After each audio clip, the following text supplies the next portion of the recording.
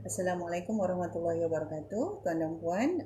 Dalam video kali ini kita akan bincangkan secara lanjut, kita bincangkan lanjut tentang pengurusan sebuah syarikat sama ada PLT dan Sedia Berhad, iaitu tentang susunan pemegang saham, tentang susunan pemegang saham.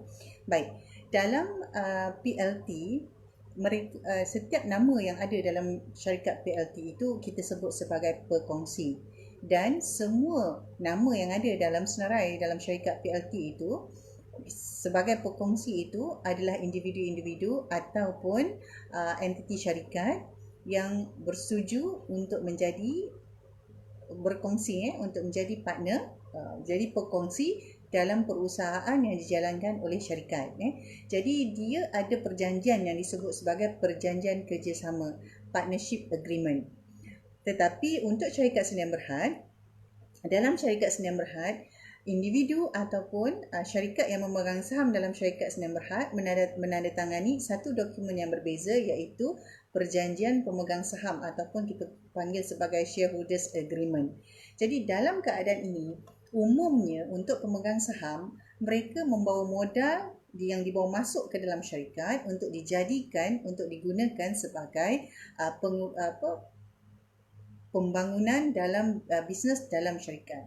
Maka pemegang saham ini ada menjalankan beberapa tugas ataupun peranan. Yang pertama tadi membawa masuk modal. Yang kedua, pemegang saham ini perlu menghadiri mesyuarat ataupun membuat apa-apa persetujuan yang diperlukan ataupun keputusan yang diperlukan, termasuklah dalam lantikan ahli lembaga pengarah.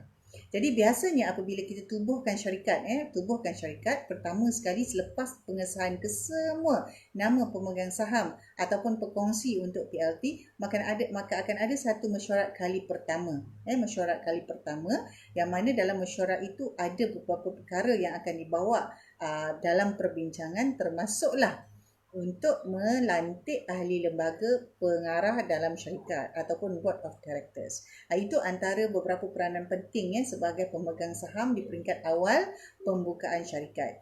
Jadi seterusnya, sebagai pemegang saham juga kita akan menerima laporan-laporan dari masa ke semasa ataupun minit mesyuarat apabila kita tidak hadir dalam mesyuarat-mesyuarat tertentu yang sepatutnya kita hadir. Jadi untuk itu kita perlulah memberi kerjasama, sama ada memberikan maklum balas iaitu feedback sekiranya diperlukan, ataupun mendapatkan perincian dan kepastian atas apa-apa perkara yang mungkin kita perlu maklumat lanjut, kefahaman lanjut sebagai seorang pemegang saham. Kerana pemegang saham ini, tuan dan puan, adalah antaranya adalah sebagai individu ataupun entiti yang mempunyai hak ataupun ownership dalam syarikat berkenaan yang menjalankan aktiviti perniagaan. Baik, jadi untuk itu juga sebagai pemegang saham, sama ada individu ataupun berbentuk entiti yang duduk dalam syarikat sebagai pemegang saham, maka mereka juga layak untuk menerima dividen tahunan. Dividen ini sebenarnya diisytiharkan apabila ada keuntungan dalam syarikat yang layak selepas diaudit dan selepas disahkan dalam mesyuarat ahli lembaga pengarah, maka akan diedarkannya, akan dimaklumkan dalam mesyuarat pemegang saham. Dalam konteks ini, tuan dan puan, kalau dalam syarikat yang besar, dia bergantung juga kepada jenis pegangan saham dalam syarikat apa yang kita pegang itu. Kebiasaannya dalam konteks SME yang mana pemegang sahamnya mungkin kurang daripada 50 orang itu, kebiasaannya mereka akan membuat panggilan untuk mesyuarat ataupun ada edaran maklumat yang dilakukan. Mereka juga boleh menjalankannya sebagai virtual meeting untuk tempoh tertentu, dan semua pemegang saham perlu memberikan feedback mengikut tempoh-tempoh yang ditetapkan. Jadi itu adalah perkara biasa yang dilakukan untuk memastikan pemegang saham mendapat maklumat dan juga mendapat hak untuk menjalankan tugasnya sebagai pemegang saham dalam syarikat itu tadi. Baik. Jadi, antara perkara penting pemegang saham ini adalah persetujuan mereka untuk melantik ahli lembaga pengarah. Jadi, lantikan ahli lembaga pengarah ini sebenarnya, tuan dan puan, adalah berdasarkan minit mesyuarat pemegang saham yang dah disahkan. Jadi, berdasarkan persetujuan dalam mesyuarat pemegang saham itu tadi. Jadi kesemua lantikan-lantikan yang dibuat kepada ahli lembaga pengarah itu, dia ada dua, sama ada lantikan ahli lembaga pengarah itu adalah di kalangan pemegang saham itu sendiri, ataupun lantikan ahli lembaga pengarah ini dibuat dengan pencalonan nama daripada luar. Maksudnya individu yang bukan pemegang saham yang dilantik sebagai pengarah syarikat pun ada, itu juga berlaku. Jadi itulah keperluannya di mana pemegang saham dalam konteks pengurusan bisnes SME dan PKS ini yang biasanya ada 50 pemegang saham maksimum lah biasanya dalam sebuah syarikat sedia berhad untuk melalui proses penamaan ahli lembaga pengarah ini tadi, tuan dan puan. Jadi untuk tujuan ini dia memerlukan juga penglibatan setiausaha syarikat yang akan menetapkan ataupun meminitkan mesyuarat serta mengeluarkan resolusi mengeluarkan resolusi dan memo persetujuan kepada nama dan lantikan-lantikan. Jadi seterusnya dengan pengeluaran surat lantikan lah apa itu semua akan diteruskan oleh bahagian pengurusan syarikat tadi atas persetujuan pemegang saham yang sudah bermusyawarah tadi. Baik. Apabila ini berlaku tuan dan puan, maka sahlah akan adanya ahli lembaga pengarah yang biasanya akan dilantik sama ada 2 orang atau 3 orang atau 5 orang. Kebiasaannya syarikat SME akan melantik antara 3 ke 5 orang di peringkat awal pembangunan syarikat itu tadi. Jadi kena diingat juga tuan dan puan, lantikan pengarah ini ada kos kerana tidak semua perkara kita boleh dapat secara percuma. Sedangkan apabila kita membawa masuk pemegang saham, mereka perlu membawa masuk modal. Maka ahli lembaga pengarah yang dilantik itu atas kapasiti tertentu, mestilah ada tujuan mengapa kita lantik individu tertentu duduk sebagai ahli lembaga pengarah, dan atas tujuan itulah perlu adanya imbal balik, iaitu bayaran semula yang setimpal, sama ada berbentuk allowance tetap, berbentuk allowance bulanan ataupun berbentuk allowance mesyuarat. Jadi ini semua sebenarnya tuan dan puan ditentukan dan dipersetujui dalam mesyuarat ahli lembaga pengarah yang akan diketuai oleh seorang ketua. Dan kebiasaannya ketua di kalangan ahli lembaga pengarah inilah yang kita sebut sebagai chairman ataupun pengerusi. Jadi dia bergantung kepada struktur syarikat tuan dan puan. Jadi dalam struktur syarikat itu, setiap ahli lembaga pengarah ini akan ada dia punya ketua, dan kebiasaannya ketua itu akan digelarkan sebagai nama chairman. Dia begitu. Walau bagaimanapun dia tidaklah terhad begitu sahaja, kerana sekali lagi seperti yang saya sebut tadi, dia bergantung kepada bagaimana tuan dan puan menyusun struktur syarikat tuan dan puan. Okey. Jadi apabila itu selesai, maka ahli lembaga pengarah akan bermesyuarat untuk bersetuju mendapatkan persetujuan atas lantikan jawatan-jawatan penting. Jawatan-jawatan penting. Kadang-kadang nama-nama jawatan ini berbeza tetapi fungsinya masih sama. Sekali lagi dia bergantung kepada saiz, struktur dan jenis bisnes yang tuan jalankan. Jadi ini perbincangan kita ini adalah sebagai perbincangan yang kita kata secara umum pada peringkat kebiasaan. Baik. Jadi dalam sebuah syarikat itu, apabila ahli lembaga pengarah sudah duduk bersama dipersetujui itu tadi, maka mereka akan bermesyuarat dan menentukan siapakah yang akan mengetuai pengurusan syarikat, yang biasanya kita akan sebut sebagai the C-suite. The C-suite ini termasuklah CEO, COO, CFO, dan sekiranya tuan ada lagi tambahan beberapa jawatan, mungkin ada CMO, Chief Marketing Officer, ataupun tuan akan ada CTO, Chief Technology Officer, dan ini semua, jawatan-jawatan ini semua disusun mengikut juga jenis bisnes yang tuan dan puan jalankan. Jadi kemungkinan tuan dan puan akan ada nama-nama jawatan yang berbeza, tetapi fungsi mereka adalah peranan utama.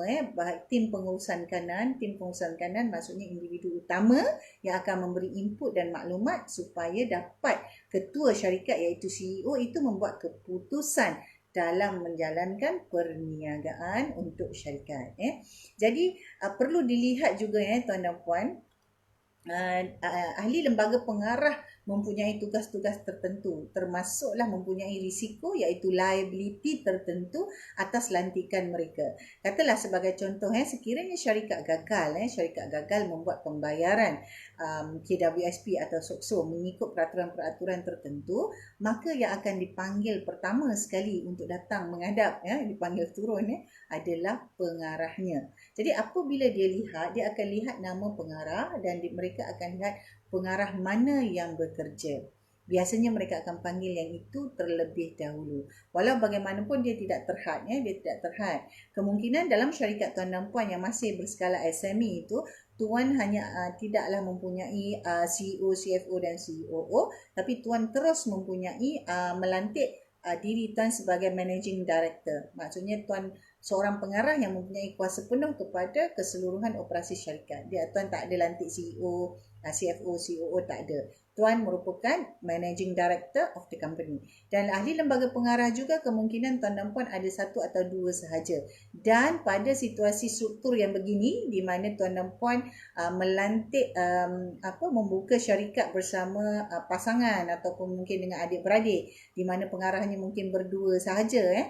Jadi ini biasanya situasi di mana tuan tidak ada melantikan CEO, COO, CFO, tetapi lebih kepada lantikan terus kepada lantikan diri sendiri sebagai managing director, dan kemudian terus tuan mungkin ada seorang lagi iaitu sebagai general manager, dan seterusnya yang lain-lain tu tuan akan adalah susunan bahagian unit-unit untuk pengurusan bahagian kewangan, HR, sales, marketing, operasi dan seumpamanya. Jadi sekali lagi, penyusunan ini secara perinciannya adalah bergantung kepada pengurusan syarikat dan jenis model pengurusan bisnes tuan dan puan. Tetapi secara umumnya strukturnya masih sama. Kita masih ada pemegang saham yang melantik ahli lembaga pengarah yang melantik tim pengurusan kanan utama dalam syarikat. Nama-namanya tu susunannya berapa ramai itu yang berbeza mengikut syarikat, jenis dan juga industri yang tuan dan puan jalankan bisnes sekarang ni. Baik, kalau dibincangkan tentang ahli lembaga pengarah ni tadi tuan dan puan, ada beberapa perkara. Ahli lembaga pengarah ni dilantik atas dasar apa?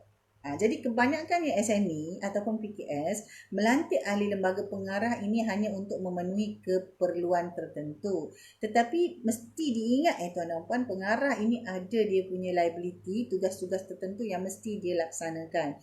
Dan pengarah ini juga mestilah orang yang boleh berfikir objektif dengan bisnesnya dan membantu membuat keputusan penting, membantu supaya tim pengurusan dapat menjalankan tugas dalam syarikat dengan lebih baik. Jadi sekiranya tuan dan puan hanya melantik pengarah sekadar mengisi tempat kosong, maka tuan dan puan akan membantutkan perkembangan perniagaan tuan dan puan dan meletakkan risiko individu tersebut yang duduk sebagai pengarah itu dalam keadaan yang tidak betul. Baik, jadi bagaimana sekiranya kita ingin mendapatkan, kita nak mengoptimumkan kedudukan ahli lembaga pengarah dalam syarikat? Pertama sekali mestilah kita tahu individu yang kita lantik itu apakah keperluannya dalam syarikat. Sekiranya individu itu bekerja, maksudnya executive director. Executive director mungkin dia juga bertugas ataupun bertanggungjawab kepada the financial performance of the company. Mungkin beliau ini mempunyai latar belakang perakaunan yang baik dan beliau dipertanggungjawabkan untuk memastikan keadaan profil kewangan syarikat itu dalam keadaan baik, status pengurusan kewangan syarikat mengikut standard dan mematuhi semua keperluan pengurusan dalam bisnes yang kita jalankan. Itu juga ada satu kemungkinan. Mungkin tuan dan puan lantik dia sebagai pengarah, pada masa yang sama beliau juga menjalankan tugas penting dalam syarikat. Mungkin boleh jadi beliau mengetuai bahagian sales and marketing, HR and admin, finance and account ataupun bahagian operasi. Jadi ini semua disusunkan. Jadi pertama sekali kena lihat siapa orang yang tuan bawa masuk ke dalam ALP ni, apa yang tuan perlukan daripada beliau. Jadi itu yang pertama. Kedua, berapa ramai ahli lembaga pengarah yang tuan dan puan perlukan dalam sebuah syarikat. Yang ini juga perlu ditetapkan. Sekiranya syarikat tuan dan puan itu memang single person company, seorang sahaja yang mempunyai keseluruhan syarikat, masih boleh melantik 2 atau 3 orang ahli lembaga pengarah. Secara praktikalnya tuan dan puan, kita melihat apabila syarikat kita baru ditubuhkan dan kita mempunyai satu sasaran untuk dia grow dalam kadar tertentu, maka kita perlu ada pengarah yang membolehkan mereka ini ada kepakaran tertentu dan membantu memberi kita satu kebolehan untuk memastikan syarikat dapat dibina dan dikembangkan. Sekiranya ahli lembaga pengarah yang kita bawa masuk itu mempunyai kepakaran tertentu tetapi beliau tidak boleh bekerja, bermaksud kita perlukan dia mungkin atas dasar kepakaran, atas dasar nama yang ada benefit. Maksudnya dengan adanya nama beliau sebagai pengarah dalam syarikat kita, membolehkan syarikat kita itu diketengahkan. Orang akan memandang syarikat kita lebih tinggi kerana ada satu nama yang dengan profesional yang diiktiraf dalam bidang dengan pengalaman tertentu yang membolehkan syarikat kita diketengahkan dan mendapat lesen-lesen tertentu. Maka itu juga adalah salah satu tujuan yang kita lihat mengapa kita perlu individu berkenaan duduk di dalam syarikat kita sebagai ahli lembaga pengarah tetapi tidak bekerja. Dia tak masuk dalam hal operasi tetapi membantu kita dalam hal-hal pengurusan begitu. Saya bawa satu kisah, satu situasi di mana sebuah syarikat yang dipelopori oleh seorang individu yang mahu memastikan syarikatnya dapat diteruskan oleh anak-anak beliau. Maka sebenarnya beliau ada 3 orang anak yang sudah berada di peringkat sisut tadi. Ada 3 orang anak yang memang sudah di peringkat sisut.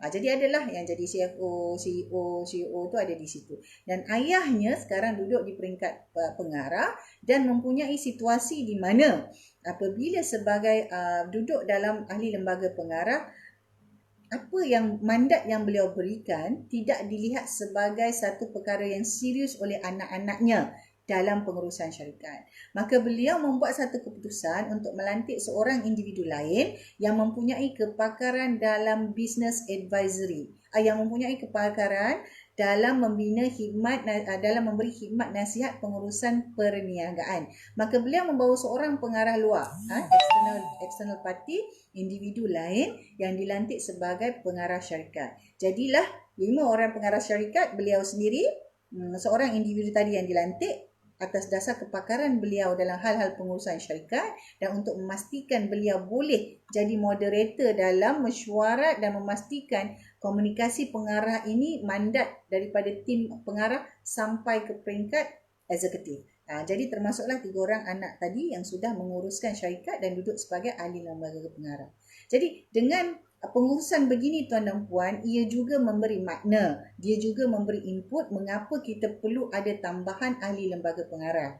Jadi berapa bilangan pengarah yang ada itu tuan dan puan perlu lihat balik keadaan syarikat dan situasinya. Dalam kes yang saya ceritakan tadi, syarikat tersebut sudah masuk dalam proses succession planning. Dia dah nak turunkan tetapi ada isu komunikasi dan ada isu mandat tadi, penyampaian mandat kepada the next generation. Jadi itu mengapa antara sebab dilantik seorang ahli lembaga pengarah baru yang daripada luar yang tidak bekerja tetapi mesti memastikan, memantau bahawa board of directors itu ahli lembaga pengarah memainkan peranan dengan memastikan mandat yang ada itu dapat turun kepada bahagian pengurusan.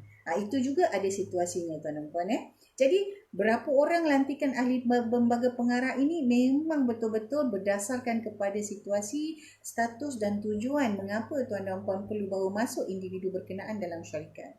Jadi dalam konteks pengurusan syarikat sendirian berhad, cara kita berfikir itu mesti sentiasa ada apakah manfaat yang kita dapat apabila kita lakukan ini. Adakah dia menambah kebaikan dalam syarikat dari segi efisiensi atau dari segi operasi atau dari segi penjenamaan. Kena lihat apakah ia akan membantu syarikat dalam perkembangan perniagaan. Atau yang kedua, apakah dia membantu untuk menambahkan pelanggan ataupun dalam konteks menambah revenue syarikat. Jadi antara 2 perkara ini kita kena lihat. Sekiranya apa yang kita buat itu tidak memberi antara salah satu daripada 2 perkara ini, maka kita tidak perlu fikir untuk melakukannya pun. Jadi kena semak. Kalau ditanya berapa ramai perlu yang dilantik, kalau di peringkat awal, mestilah biasanya nombor itu adalah ALP secara minimum. Kerana kita masih belum lagi boleh betul-betul menstabilkan operasi bisnes untuk membayar allowance yang sepatutnya kita bayar kepada ahli lembaga pengarah. Lebih ramai ahli lembaga pengarah yang kita lantik, lebih banyak kos yang perlu dikeluarkan. Itu dia punya asosiasi yang secara terus. Lebih ramai ahli lembaga pengarah yang tuan dan puan lantik, lebih banyak kos yang tuan dan puan perlu belanja untuk membayar setiap ahli lembaga pengarah ini tadi. Jadi atas urusan itu tuan dan puan, daripada pengurusan pemegang saham, lantikan ahli lembaga pengarah juga merupakan satu yang penting kerana mereka juga dalam konteks ini adalah orang-orang yang berada dalam pengurusan syarikat tuan dan puan yang membolehkan dan membantu syarikat tuan dan puan berkembang dengan baik pada masa akan datang. Jadi untuk itu dalam video kali ini secara ringkasnya kita sudah bincangkan tentang bagaimana ahli lembaga pengarah ini berfungsi dan bagaimana status dan fasa perniagaan tuan dan puan itu nanti akan menentukan bagaimana penyusunan mereka ini, duduknya mereka ini di dalam syarikat tuan dan puan. Okey. Jadi untuk video seterusnya akan datang kita akan bincang tentang lebih lanjut lagi bagaimana seterusnya daripada ahli lembaga pengarah ini, apakah perkara-perkara lain yang kita lihat sekiranya mereka juga memainkan peranan sebagai pengurus kanan syarikat. Pengurus kanan syarikat ini orang-orang penting ya tuan dan puan, tidak semestinya lantikan the C-suite, tetapi nama jawatan mereka mungkin berbeza, tetapi peranannya masih kekal sebagai satu tim pengurusan kanan syarikat yang mempunyai kapasiti membuat keputusan dan memberi maklumat untuk keputusan-keputusan penting dibuat dalam syarikat. Jadi kita jumpa lagi dalam video akan datang.